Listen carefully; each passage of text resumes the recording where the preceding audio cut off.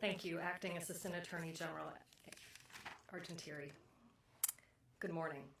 Yesterday, as noted, a federal grand jury in the Eastern District of Virginia returned an indictment charging 4 individuals with 4 counts of war crimes in connection with the abduction and torture of a U.S. national in Ukraine last year.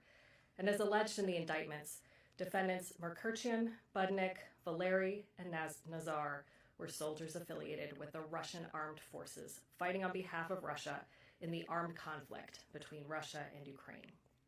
The victim in this case, as we've heard, was a civilian non-combatant who lived in the village of Milove in Kherson Oblast in southern Ukraine. Per the indictment, on April 2nd, 2022, just last year, the defendants allegedly abducted the victim from his home in Milove and took him to facilities functioning as a Russian armed forces controlled compound.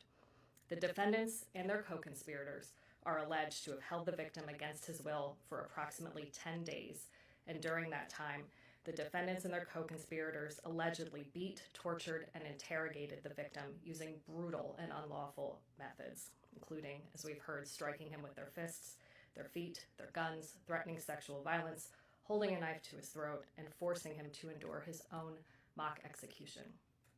As alleged, the defendants certainly intended to inflict severe physical and mental pain and suffering upon the victim with their actions. So these 4 defendants are charged in the Eastern District of Virginia with conspiracy to commit war crimes and war crimes alleging unlawful confinement of a protected person, torture, and inhuman treatment.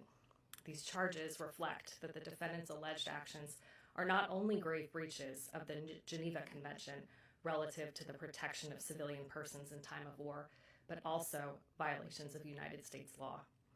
We at the Eastern District of Virginia are proud to stand with the Criminal Division as part of the Department of Justice's efforts to hold perpetrators of war crimes violations accountable in Ukraine and elsewhere, and we will continue to pursue them.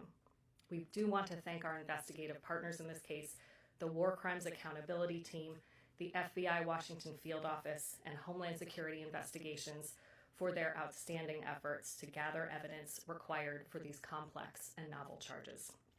Thank you. I will now turn this over to Stacey Barrera from ICE.